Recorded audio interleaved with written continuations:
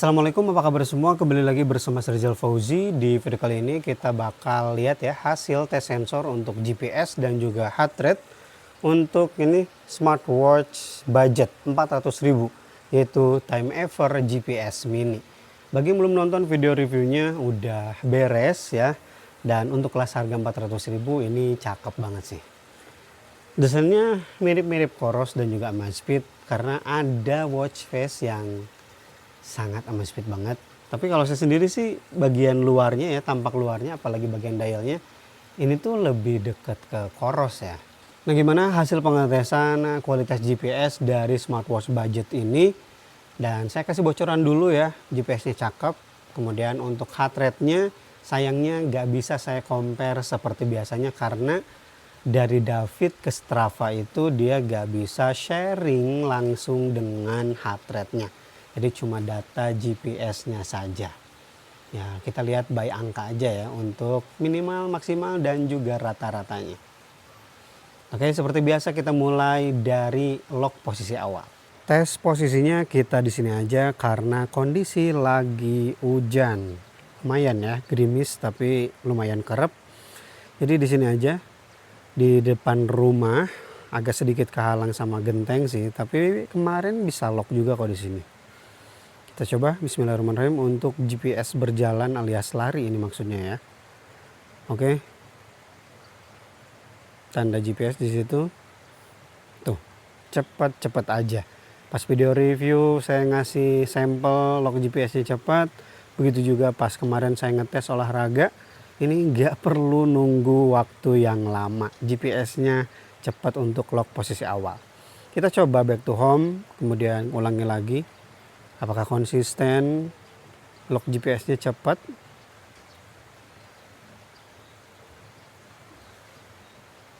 Oke. Belum lock. Yap, lock lagi. Cepat-cepat aja. Padahal kondisi langit di sini lagi mendung bahkan hujan. Tapi lock GPS di smartwatch budget ini cakep.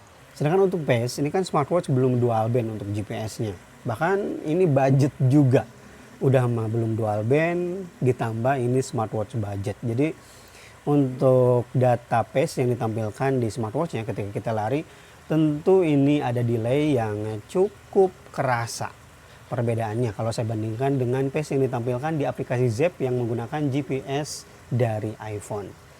Itu benar-benar live ya kalau tampilan pace di iPhone. Sedangkan ya di sini di awal lari ada jeda dulu, dia kayak mikir dulu, kemudian pas udah beberapa detik juga itu gak sama ya dengan yang ditampilkan di iPhone.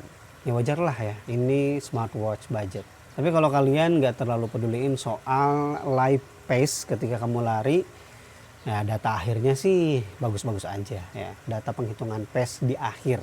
Tapi kalau live ya secara langsung lihat di jamnya pas lagi lari itu agak susah untuk dijadikan acuan. Sekarang training data di smartwatch. Kita masuk ke riwayat latihan ya atau catatan latihan. Oke, di sini. Yap, di sini bagus ya. Tapi nanti di aplikasi rutenya agak sedikit kacau. Di aplikasi ya, bukan di GPX-nya. Di GPX-nya mah bagus. Ada summary, kemudian di bawahnya ada total langkah, kemudian langkah per menit, BPM, zona heart rate, dan udah simple banget ya. Sekarang training data di aplikasi. Tuh, seperti yang tadi saya bilang ya, tampilan di aplikasinya error. Ini nih, start dan finish tiba-tiba ada track. Aduh, padahal tampilan di smartwatch cakep. Di Strava juga cakep, tapi di aplikasinya malah kayak gini. Ini salah satu yang saya kurang suka dari David ya. Dan kejadian kayak gini bukan sekali dua kali ya. Jadi tampilan di aplikasi Davidnya error, tapi di Strava itu bagus.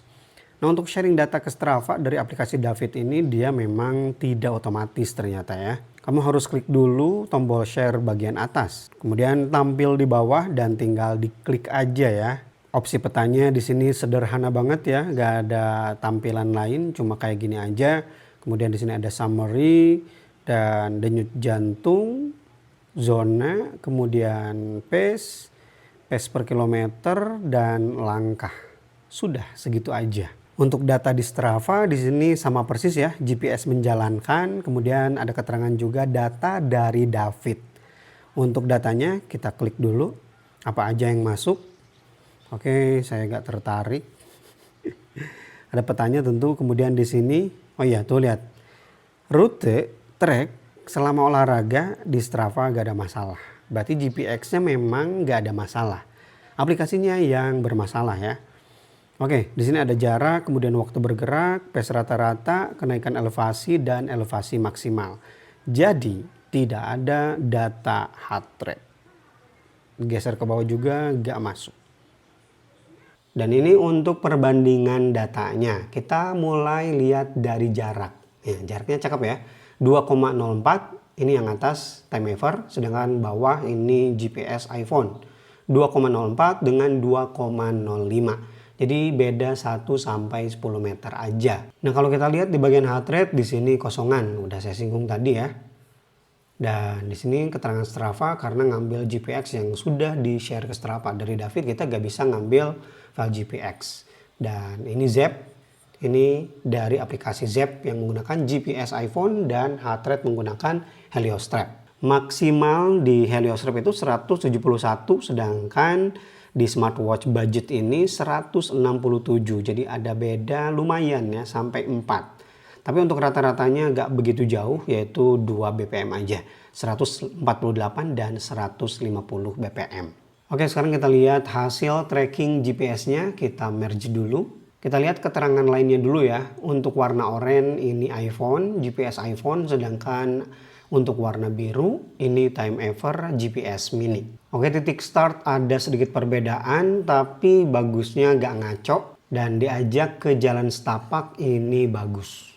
Kemudian untuk lainnya juga gak keriting-keriting ya, meskipun ini GPS smartwatch budget. Kita masuk ke jalan gede, di sini ada error keduanya, baik itu GPS iPhone atau GPS dari time ever. Tapi memang sedikit lebih ke dalam dari time ever ya. Ya harusnya dari sebelah kiri. Tapi yang warna biru ini ke kanan, bahkan nabrak rumah. Tapi soal-soal kayak gini tuh gak terlalu jadi masalah lah untuk sebuah GPS ya.